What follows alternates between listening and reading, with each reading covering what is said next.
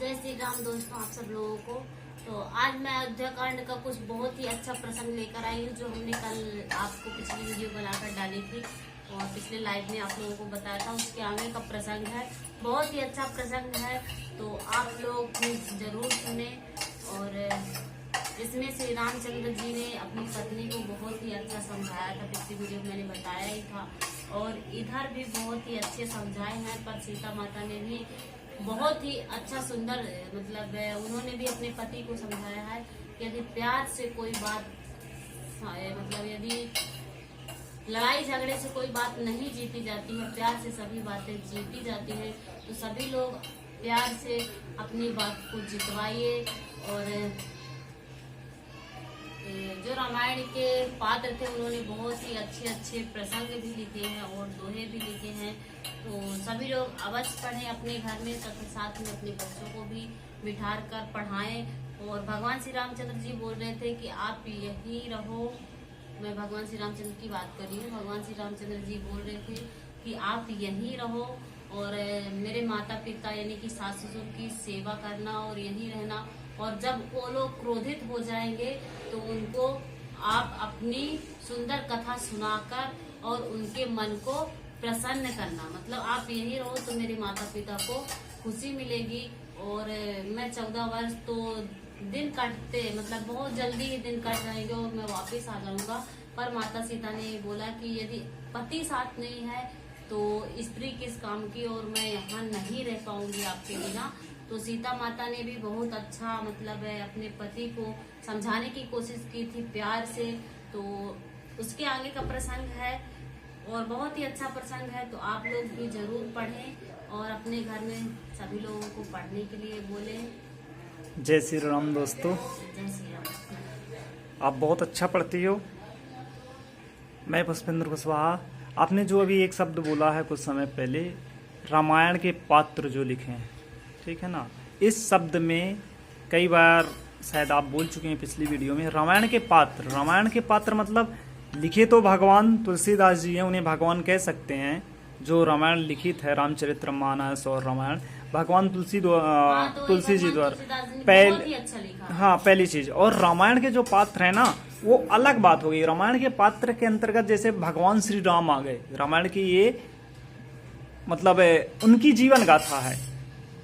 लक्ष्मण हो गए, वीर हनुमान हो गए, जामवंत हो गए, लव कुश हो गए, सीता माता हो गई, ये रामायण के पात्र है। मतलब रामायण की जीवन गाथा में ये सब थे परिवार के, कह सकते हैं ऐसा। परिवार, पूरा परिवार ही होता है जो आपसी होते हैं। तो रामायण के पात्र एक्चुअली में ये कहलाए, एक से बढ़कर एक महान योद्धा थे। और हर योद्धा से, हाँ बोलो, बहुत ही अच्छा प्रसंग, बहुत ही अच्छा प्रसंग है। हर योद्धा से, रामायण के हर पात्र से हमें कुछ ना कुछ ज्ञान मिलता। पात्र यहाँ पे ऐसा कह सकते हैं कि भगवान श्री राम हो गए, लक्ष्मण जी हो गए, भरत हो गए, शत्रुघ्न हो गए, हनुमान जी हो गए, माता सीता हो गई, ये सब पात्र कहलाए।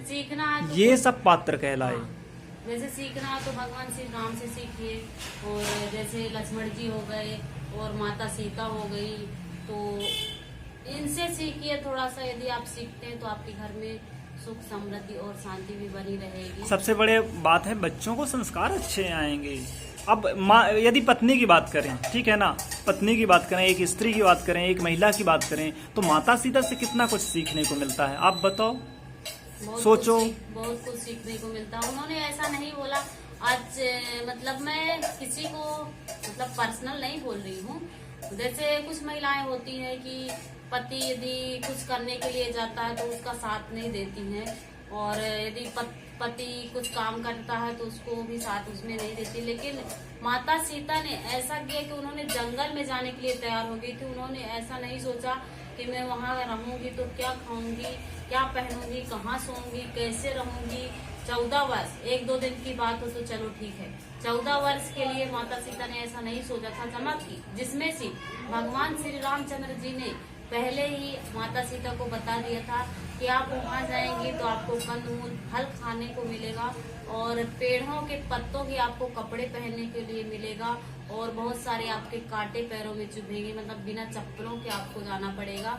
उसके बाद भोजन भी टाइम टू टाइम नहीं मिलेगा समय से, और भी बहुत कुछ बताया था, फिर भी माता सीता ने ऐसा नहीं किया।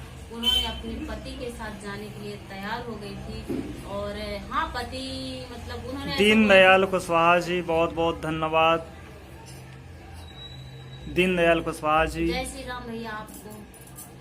तो आप लोग भी बताइए कमेंट करके क्या मैं सही बोल रही हूँ, और आपके घर में भी कोई रामायण पढ़ता है? यदि हर लड़की, सोचा जाए हर लड़की यदि रामायण पढ़ेगी ना, खासकर ऐसा नहीं है कि लड़की, मतलब तो उन्हें कुछ ना कुछ ज्ञान बिल्कुल मिलेगा।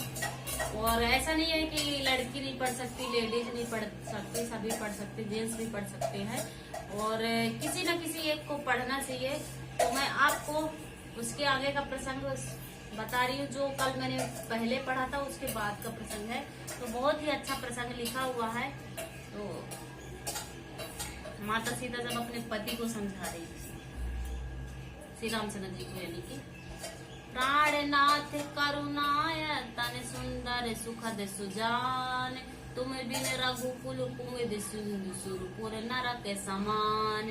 हे प्राणनाथ, हे दया के धाम, हे सुंदर, हे सुखों को देने वाले, हे सुजान, हे रघुकुल रूपी मुकुंद के खिलाने वाले चंद्रमा, आपके बिना स्वर्ग भी मेरे लिए नरक के समान है। मात पिता भगनी प्रिय भाई, प्रिय परिवार सुहृदय समुदायी, सासु ससुर गुर सजन सहाई, सुत सुंदर सुशील सुखदाई। माता पिता, बहन, प्यारा भाई, प्यारा परिवार, मित्रों का समुदाय, सास ससुर गुरु स्वजन यानी कि बंधु बांधव, सहायक और सुंदर, सुशील और सुख देने वाला पुत्र, ये मेरे अभी किसी काम का नहीं है।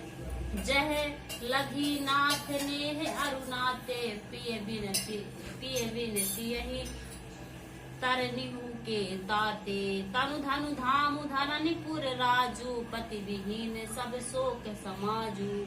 सीता माता कहती है कि हे नाथ, जहाँ तक स्नेह और नाते हैं, जहाँ तक स्नेह और नाते हैं, पिता के बिना स्त्री को सभी सूर से बढ़कर तपने वाले हैं। यानी कि जितने भी आपके नाते हैं, भाई बहन, सास ससुर, जितने भी नाते हैं, वो सूर से भी ज्यादा तपाने वाले हैं। शरीर, धन, घर, पृथ्वी, नगर और राजपति के बिना स्त्री के लिए सब शोक के समान है। मतलब शरीर भी जो है, और धन, घर, पृथ्वी और पूरा जो नगर है, वो पति के बिना सब शोक के समान, शोक का समाज है।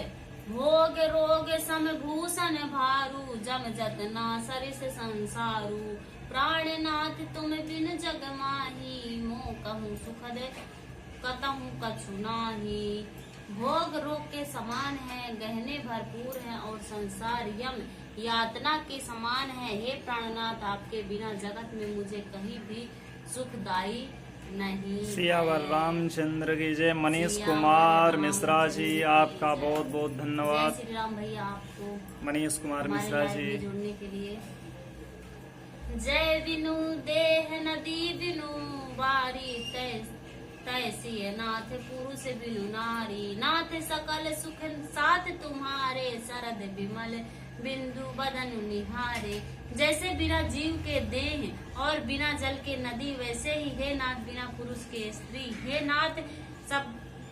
नाथ आपके साथ रहकर शरद के निर्मल चंद्रमा के समान मुख देखने से मुझे समस्त सुख प्राप्त होता है। सियावर रामचंद्र की जय। तो आप लोग भी अपने घर में जरूर रामायण पढ़ें, और अपने बच्चों को भी बिठाकर पढ़ें। और